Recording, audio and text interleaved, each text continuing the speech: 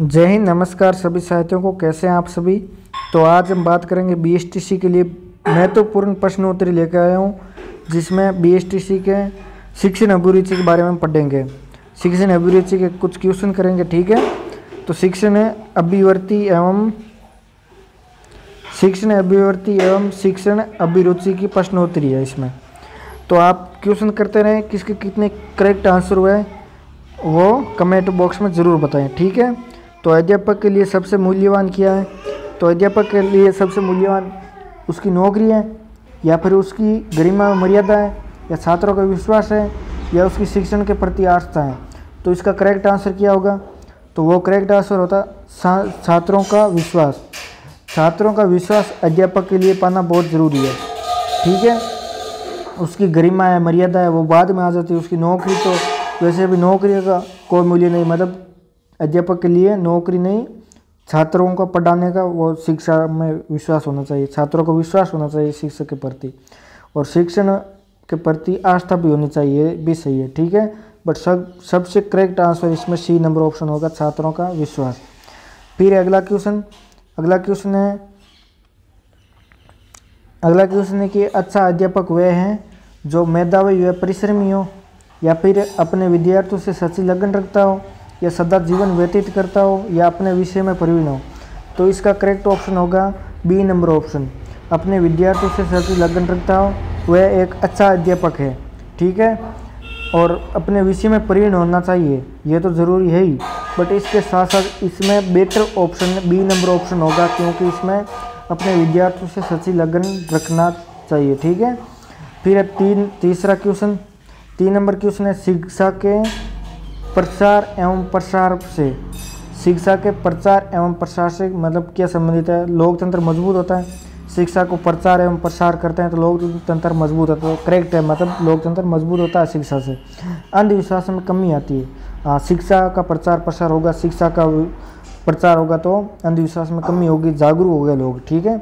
और आर्थिक विकास की दर बढ़ती है, विकास की भी दर बढ़ेगी, शिक्षा में आगे बढ़ेंगे लोग तो आर्थिक विकास तो होगा ही, ठीक है। तो मतलब इसमें ये सभी ऑप्शन करेक्ट है, ये सभी डी नंबर ऑप्शन इसका उत्तर सही होगा, ठीक है। फिर चौथा क्वेश्चन, 4 नंबर क्वेश्चन है। 4 नंबर क्वेश्चन है कि आप स्कूल के बाहर अपने किसी छात्र से किस प्रकार के व्यवहार करेंगे। आप स्कूल से बाहर हैं, स्कूल के अंदर नहीं है, तो आप बाहर किसी छात्र मिल गए आपको, तो आप उस छात्र के साथ किस प्रकार का व्यवहार करेंगे? अजनबी की तरह करेंगे, तो हम अजनबी की तरह, तो जो स्कूल में मिल सको उसके अजनबी की तरह किस प्रकार व्यवहार कर सकते हैं, ठीक है। उससे बात करना पसंद नहीं करोगे, पसंद तो करनी होगी बात करना, वो अपना छात्र है उससे भी नहीं करेंगे तो किससे करेंगे, ठीक है। मित्रों की तरह करेंगे या बहुत गंभीर होकर करेंगे। तो मित्रों की तरह तो कर नहीं सकते, क्योंकि स्टूडेंट है, स्टूडेंट का जब मित्रों की तरह एकदम हो जाएगा तो वो मतलब उसके प्रति आदर है, उसके प्रति सत्कार है, वो कम हो जाएगी। इसके कारण मित्रों की तरह भी नहीं कर सकते, बहुत गंभीर होकर उनके साथ बातचीत व्यवहार करना होगा, ठीक है, स्कूल से बाहर करेंगे तो। फिर शिक्षण क्या है? शिक्षण क्या मतलब पढ़ाना क्या है? ये एक कला है, या एक क्रिया मात्र है, या एक तपस्या है, या एक कौशल है? तो सबसे बेटर ऑप्शन इसमें एक होगा यही कि ये कौशल है, मतलब पढ़ाना भी ये क्या है, शिक्षण क्या है, एक कौशल है, ठीक है। फिर अगला question 6 number question. 6 number question है शिक्षा तब भी सार्थक होगी। शिक्षा कब सार्थक होगी? शिक्षा तब भी सार्थक होगी जब पार्टी केंद्रित हो। पार्टी केंद्रित होने से शिक्षा सार्थक नहीं होती, ठीक है। रोजगार केंद्रित हो, रोजगार से तो शिक्षा कहीं सार्थक होगी नहीं, ठीक है। समाज केंद्रित हो, समाज केंद्रित होना चाहिए, बट इसमें बेटर ऑप्शन शिक्षा तभी सार्थक होगी, मतलब शिक्षा तभी मानी जाएगी जब छात्र केंद्रित हो। छात्र पढ़ेगा तो समाज केंद्रित होगा, ठीक है। तो छात्र केंद्रित हो, ये बेटर ऑप्शन है, सबसे ऑप्शन होगा, ठीक है। फिर next question 7 number question. 7 number question है जिसमें शिक्षण की समस्या को हल करने का दायित्व किसका है? प्रधानाचार्य मतलब प्रिंसिपल का है, या सरकार का है, या शिक्षकों का है? तो इसमें शिक्षण की समस्याओं को हल करने का दायित्व शिक्षकों का है, मतलब पढ़ाना किस तरह का है, उसकी समस्या आ गई पढ़ाने में तो इसको हल करने का दायित्व शिक्षकों का है, टीचरों का है, वो भी वही है जो इसका दायित्व का हल कर सकते हैं। पदाधिकारी अपने प्रिंसिपल का कार्य करेंगे, सरकार अपनी सरकार का काम करेंगे। तो टीचरों को इसीलिए लगाया है ताकि वो पढ़ा सके बच्चों को, ठीक है। तो समस्या को हल करने का एकमात्र ऑप्शन ये शिक्षक की है, ठीक है। उसके बाद नेक्स्ट क्वेश्चन है 15 नंबर क्वेश्चन। 15 नंबर क्वेश्चन से पहले हम पढ़ते हैं तो 8 नंबर क्वेश्चन है। 8 नंबर क्वेश्चन है, शिक्षक की योग्यता एवं आचरण का सबसे अच्छा मूल्यांकन करते हैं। शिक्षक की योग्यता एवं आचरण का सबसे अच्छा मूल्यांकन करते हैं उनके प्रधानाचार्य। नहीं, प्रधानाचार्य कैसे पता लगा सकता है कि शिक्षक है उसमें क्या योग्यता है, कैसा आचरण है। तो प्रधानाचार्य से बेटर है जो उनके शिष्य है, यानी उनके छात्र है, वो भी पता लगा सकता है कि उनका मूल्यांकन कर सकता है योग्यता के बारे में, आचरण के बारे में उनके छात्र ही पता लगा सकते हैं, ठीक है। तो समाज के सम्राट लोग ये भी नहीं, विशेषज्ञ भी नहीं, ये तो बाद में ऑप्शन आता है, बट फर्स्ट ऑप्शन प्रायोरिटी वो उनके शिष्य ही होगा, ठीक है। फिर next question 9 number question. 9 number question है, आपके विचार में शिक्षा का उद्देश्य होना चाहिए।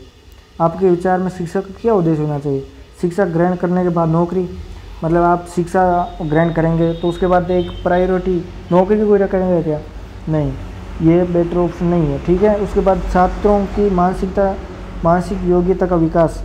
छात्रों की मानसिक योग्यता का विकास, जब बच्चों को सर्वांगीण विकास करेंगे तो मानसिक विकास, उसके साथ शारीरिक विकास, सब तरह का विकास होना चाहिए छात्रों के अंदर, तभी मानसिक विकास अकेले से क्या होता। तो ये भी बेटर ऑप्शन नहीं है। छात्रों को साक्षर बनाना, छात्रों को साक्षर बनाने के साथ साथ फिजिकल, मेंटलिटी सब, मतलब पूरी तरह से सर्वांगीण विकास करना बेटर ऑप्शन होता है सबसे, ठीक है, ठीक है। तो डी नंबर ऑप्शन, बालकों को सर्वांगीण विकास करना शिक्षा का उद्देश्य है हमारे विचार में, ठीक है। फिर अगला क्वेश्चन है 10 नंबर क्वेश्चन। 10 नंबर क्वेश्चन है, पाठ्यक्रम निर्माण में किस बात को मुख्य रूप से ध्यान में रखना चाहिए। मतलब पाठ्यक्रम में निर्माण करते हैं उसमें किस बात को मुख्य रूप से ध्यान में रखना चाहिए। तो शिक्षा के उद्देश्य को, या फिर छात्रों की आवश्यकताओं, रुचियों एवं योग्यताओं को, या फिर शिक्षण अनुसंधान को, किसको, मतलब कि पाठ्यक्रम में किस बात को मुख्य रूप से ध्यान रखना चाहिए। तो शिक्षा के उद्देश्यों को ध्यान रखना चाहिए, मतलब शिक्षा को बढ़ावा देना चाहिए, ये उद्देश्य ध्यान रखना है। फिर छात्रों की आवश्यकता, रुचि, योग्यता, मतलब छात्रों को देखना चाहिए छात्रों की किस चीज़ में, किस छात्र की किस चीज़ में ज़्यादा रुचि है, उसके अनुसार ज़्यादा रुचि है। मतलब किसी को चित्रकला में ज़्यादा रुचि है तो उसको चित्र में ज़्यादा सर्वांगीण करना चाहिए। जिसे किसी को खेल में रुचि है तो खेल में आगे बढ़ाना चाहिए। उसी तरह मतलब छात्रों को जिस चीज़ में रुचि है, जैसी योग्यता है छात्रों में, उसके अनुसार उस बात को ध्यान में रखना चाहिए। तो इसके अनुसार बेटर ऑप्शन ए नंबर और बी नंबर, ये ऑप्शन बेटर है, तो इसमें डी नंबर ऑप्शन होगा, ठीक है।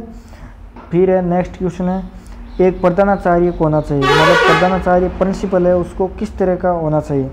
छात्रों के प्रति प्रेरणादायक होना चाहिए, मतलब छात्र है जो उनसे कोई प्रेरणा ले सके, प्रेरणादायक होना चाहिए प्रिंसिपल को। अध्यापक के लिए समानता का भाव रखना चाहिए, मतलब कोई भी अध्यापक हो उसके लिए समान व्यवहार करना चाहिए, समानता का भाव रखना चाहिए प्रिंसिपल को। कुशल प्रबंधक होना चाहिए, मतलब जो प्रबंधन करे वो कुशल होना चाहिए। तो ये सभी ये जो करेक्ट ऑप्शन है, ऑप्शन नंबर डी इसका सही ऑप्शन होगा 11 में, ठीक है। फिर next question 12 number question. 12 number question है, आपके अनुसार शिक्षण की योजना पद्धति होनी चाहिए। मतलब आपके अनुसार शिक्षण की योजना पद्धति कैसी होनी चाहिए। शिक्षक के केंद्रित में होनी चाहिए, ये पहले भी क्वेश्चन आया था। तो शिक्षण की योजना शिक्षक के केंद्रित में नहीं होनी चाहिए, प्रोजेक्ट केंद्रित नहीं होनी चाहिए, पाठ्य पुस्तक केंद्रित नहीं होनी चाहिए। बेटर ऑप्शन है बालक के केंद्रित में होनी चाहिए। बालक के केंद्रित में होगी तो शिक्षण है तो वो पाठ्यक्रम में अपने आप चले जाएगी, शिक्षा का विकास हो जाएगा, ठीक है। फिर है नेक्स्ट क्वेश्चन है 13 नंबर क्वेश्चन। 13 नंबर क्वेश्चन है कि एक अध्यापक का सर्वोत्तम गुण है। एक अध्यापक है उसका सबसे सर्वोत्तम गुण कौन सा है। तो सर्वाधिक गुण अध्यापक की धर्मनिरपेक्षता, ये अच्छा गुण है, पर सर्वोत्तम गुण कौन सा है ये पूछा है। अध्यापक के प्रति उच्च विचार, ये भी अच्छा गुण है। अध्यापक के प्रति उच्च चरित्र, यह भी अच्छा गुण है, बट सबसे बेटर ऑप्शन तो अध्यापक के प्रति पूर्ण समर्पण। अध्यापक जो कहेंगे वैसे करेंगे छात्र है जो, वो जो श्रेष्ठतम गुण है, ठीक है। छात्रों के प्रति अच्छा व्यवहार होना। फिर 14 नंबर क्वेश्चन। 14 नंबर क्वेश्चन है, अध्यापक मुख्य रूप से किसके प्रति जवाबदेह होता है। मतलब अध्यापक है जो मुख्य रूप से किसके प्रति जवाबदेह होता था, सरकार के प्रति जवाबदेह होता, सरकार के प्रति होता है। पर इसमें बेटर ऑप्शन कौन सा है, वो ऑप्शन भी चुनना चाहिए। मतलब समाज और छात्रों के प्रति अध्यापक है जो जवाबदेह होता है। ठीक है, प्रधानाचार्य के लिए भी होता है, पर बेटर ऑप्शन है ए नंबर ऑप्शन होगा, समाज और छात्रों के प्रति जवाबदेह। ठीक है, फिर नेक्स्ट क्वेश्चन है 15 नंबर क्वेश्चन। 15 नंबर क्वेश्चन है, ग्रामीण अंचलों में बच्चों के स्कूल से भागने व पढ़ाई छोड़ने का कारण है। मतलब ग्रामीण क्षेत्रों में स्कूल से बच्चे हैं जो स्कूल से आधी छुट्टी में पढ़ाई से भाग जाते हैं किसी कारण से। ठीक है, तो उसका मुख्य कारण क्या है, किस कारण से भागते हैं।